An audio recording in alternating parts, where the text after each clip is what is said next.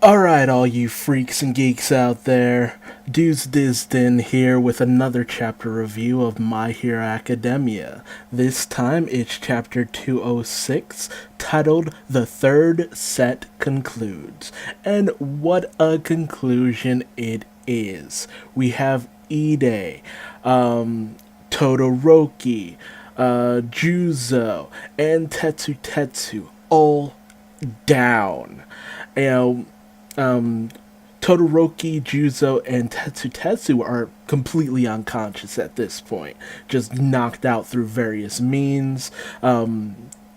Todoroki from overusing his quirk, Juzo from a hit he took from Ide, and Tetsu from the fact that he was taking Todoroki's like intense fire blast head on, with Ida just kind of lamenting the fact that he has this giant melted mass of steel just trapped on top of him. And since Juzo is out of commission, it's no longer goopy, and that means he can't get out of it. So he's just trapped. And Vlad King is just taking it all in. Even going so far as to say that when Sen, the drill who will pierce the heavens dude got captured, it was just like, oh, it was all part of Class 1B's master plan. And I love the fact that even Sen's just like, no, that's literally not how that went.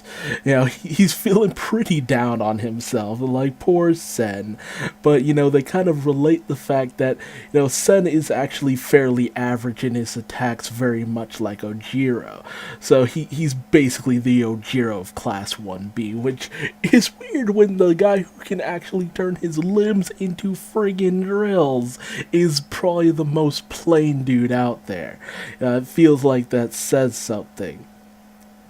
However, we come to find out that whereas Ojiro and Shoji should have been the ones taking on both Pony Tsunatori, it turns out that, while people were paying attention to all the crap just going on between Tetsu, Juzo, Todoroki, and Ide, nobody was really paying attention because it seemed like Pony Tsunatori was already out of the picture. When Sen came in, we actually see what had happened with when Juzo had come in to rescue her, where he had, melted into the floor, caused Shoji and Ojiro to end up going under along with Pony. Ojiro, really trying to go in hard, starts spinning around trying to get all the muck away from them, and Shoji goes in to try to, get Ojiro and Tsunatori in order to keep the hostage from getting away, basically. However, with the constant flow of mud that Juzo is just putting out, Ojiro can't, keep his grip. And so Pony Tsunatori is able to regain control of her remote-controlled horns, and in probably one of the most brutal things in this entire thing. This has been pretty brutal up until now, but, she sends her horns directly into Ojiro's tail, and I'm just like, oh, Jesus, kids, go a little easy. This is just a test, man. And we've already seen some pretty intense stuff up until now, but, full-on stabbing a dude, no, you don't just stab people, man. Not cool. And, Ojiro's just hanging in there, going in a tenacious rate. However, Pony Tsunatori sends in more of her horns, and she manages to just completely capture Ojiro and sends him directly to jail. He does not pass go, does not collect $100. So it ends up going 1-to-1 now for Class 1A and Class 1B. So, then we have that showdown between Pony Tsunatori and Shoji, and they just go racing towards their allies with, Pony Tsunatori grabbing Todoroki, Juzo, and Tetsu. and she just takes off with them using her horns. And she knows that she can't get to Ide because he's pinned, so they can get everyone into the goals because of that. And Shoji's just like right on on her tail, just scrambling after her, trying to get her. And because she's carrying so much, she can't get away fast enough, so she just decides, you know what, if I can't capture everyone, if all the rest of my companions are out, and Shoji's already shown that he's very capable of, just going toe to toe with her horns, you know, she doesn't want her to grab her allies who are down and unconscious, so she just goes up into the air and just hovers there, just to run out the time, which is a very good strategy. It's just like, just buys your time. It's just like, it's one thing not to win, but it's also another thing not to lose. And so time ultimately runs out because Shoji just has no way of getting to her. He does not have that kind of a capability. And whenever he did try to get close to her, she just, floated a little bit away. So she wasn't even able to bring Shoji down to a level in order to get him into the cage, because Shoji would have done something about it. So, in a very smart move, just runs out the clock and it ends in a draw.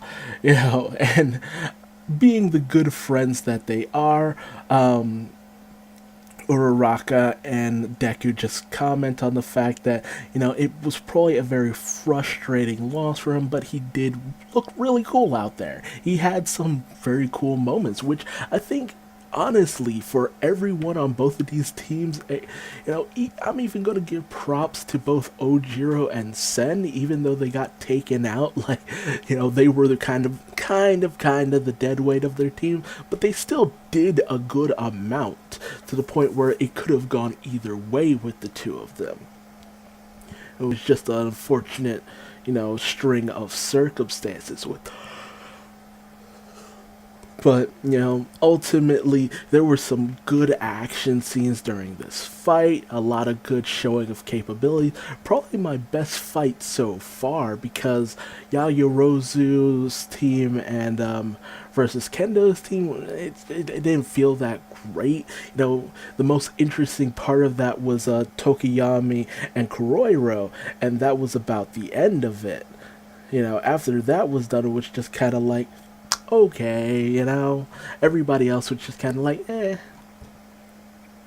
And when it came down to the original fight with Shinso on Class 1A side, and then facing off against the team kind of both being led by both Ibara and Jiroda, there was an actual solid reason why they weren't able to win. So it was very by the numbers there. But this fight, balls to the wall, all out, just back and forth and back and forth, like it was anyone's game right up into the end. And with Todoroki being such a heavy hitter in terms of, the various classes out there, to see him ultimately still get overwhelmed shows that he still has a lot to learn. Just because you're very capable doesn't mean you still aren't in the learning stages. So it shows that Todoroki still has a few things in order to, get better at. And so ultimately he's healed by Recovery Girl. Tetsu exits first, saying like, and I love this comment. It's just like, here, have a Snickers. Like, what? Get that blood sugar up. You're not you when you've gotten your ass kicked, so have a Snickers. Like, what? But Tetsu is like, as far as I'm concerned, it was my loss. I couldn't come out on top. Let's do it again sometime. Yada yada. And Todoroki's just like, oh, okay, so it was a draw. Ide laments the fact that he wasn't fast enough. Todoroki laments also says that, no, I wasn't fast enough. That's why we lost. So they're both kind of shifting blame. With Todoroki saying, it's just like, I have to be the kind of hero that actually puts people's mind at ease. And we really get to see that he too very much was a fan of All Might. It's why he's pursuing all of this. He's one of the big three of our main cast. Is like Todoroki, Bakugo, and Deku. All have just been pursuing an All Might shadow, and it's good to get that reminder here. It's just like Todoroki looked up to All Might. He is the symbol of what a hero should be, and it's what Todoroki strives for, even though he knows that that's not really him to a certain degree. With Ide even commenting, it's just like, I have to be the one in order to, rush in and, rescue anyone who needs it as the inheritor of the name Ingenium. So they're both trying to live up to something. With even friggin' Juzo just pulling back the curtain, because it just keeps happening in this little section where, Tetsu Tetsu pops in the frame, and then Ide pulls back the curtain and pops in the frame, and then Juzo pops in the frame, just pulling back the curtain, and like even he's just like, you know what, both of you guys were, going up against your flames and your Recipro. I've got plenty of regrets. Let's do this again sometime. It's a fair bit of sportsmanship here. It's just like really, and that's what this is all about. Just seeing what the various students can do, their abilities, and why they deserve to be at U. And ultimately, we come up to the start of the next segment. The fourth set goes underway with on Class 1B side, there being Kojiro Bondo, who has like the candle wax kind of mucus shot. The snake girl, who we actually come to find out was brought in on recommendation, similar to Todoroki, Yaoyorozu, and I forget who the other one was. Was it Manga Fukadoshi? No, Pony Suratori. I don't know. I have to go back and look. But, the other person brought on by recommendation was Setsuna Tokage, who has some kind of snake-based abilities. We also have Togeru Kamakuri, who has some kind of blade ability, and we already know Yosutetsu Awase, whose whole thing is welding. He's the one who welded the tracking device on the Nomu's back, which helped the various heroes get to the Nomu factory and shut that down, where they ended up being confronted by All for One and, all of that. So he's already shown off what he can do, and it'll be interesting to see how far he's come. With Class 1A's team being Bakugo, Sato, Sero, and Jiro. A lot of O ending names, and apparently Bakugo has a plan that nobody thinks will work. So we can already see how this is gonna go down, but it makes you wonder, it's just like, is this Bakugo having learned from Deku and getting ready to show off what he can do here and now? And then we have Monoma, who's just going off. It's just like, I'm looking forward to this. We've got one of the people brought in on recommendation on her side, so, can't lose. Meanwhile, Deku mentally is just hyping up Bakugo, and Bakugo's just like, just watch me, Deku, you shithead. Of course, because he can't have a moment without being a little bit of a potty mouth. But so it'll be really interesting to see if this Setsuna can, actually live up to the hype. Because it's just like being brought in on recommendation, it apparently kind of means something, but the downside is that Yaoyorozu at every turn hasn't really shown that off too many places, except in cases where it didn't really matter too much. Meanwhile,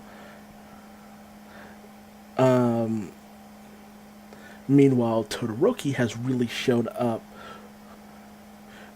off what he could do. So it's just like, what exactly is she gonna bring to the table? What exactly can she do? it, is she very knowledgeable like Yaoyorozu, or is her quirk just that powerful? It really does make you wonder. Oh, there we go. It was Juzo Hononuke who was also brought in on recommendation. So that shows off his whole thing. So, and he was fairly capable. Hell, he was half of the reason why, Class 1A was unable to gain any real ground throughout this. So, with that, it just kind of builds her up a little bit. Hopefully, they'll be able to come together. It's the only downside is just like, I see Bakugo's team winning this fairly easily just because there just doesn't seem to be any really overly apparent strengths in terms of Class 1B's side, but you never know. They've done so much and come so far. It would be weird if they just weren't able to really pull this out in the end, you know? So we'll just have to wait and see. But hey, tell me your thoughts on what will happen. Now, I'm looking up Setsuna's ability right now, and it says lizard tail cut, so. But that's about the end of what we know. So maybe she's able to regenerate limbs if they're cut off, which seems like a fairly gruesome ability. Like, Jesus Christ. Like, lizard tail cut? Like, what kind of name is that? So we'll just have to wait and see. But hey, tell me your thoughts in the comments section below. Well, do you think Setsuna as a recommended student will actually come on top? Or do you think it'll be very much like our other female recommendation and be a lot of coulda, shoulda, woulda, and ultimately come out on the failing side, just in order to bolster up Bakugo? In an ideal world, at least from my opinion, it'll end up as a draw just to kind of humble Bakugo to a certain degree, but I also don't really see that happening. I very much see Bakugo taking this, because there seems to be only so much on Class 1B's side, but I feel like I've said that before only to be proven very, very, very wrong. So we'll just have to wait and see. But hey, if you liked what I had to say in this video, leave me a like. If you didn't like what I had to say, feel free to leave me a dislike and tell me what I'm doing wrong in the comment section below, and subscribe for more chapter reviews of My Hero Academia. Thanks for joining us.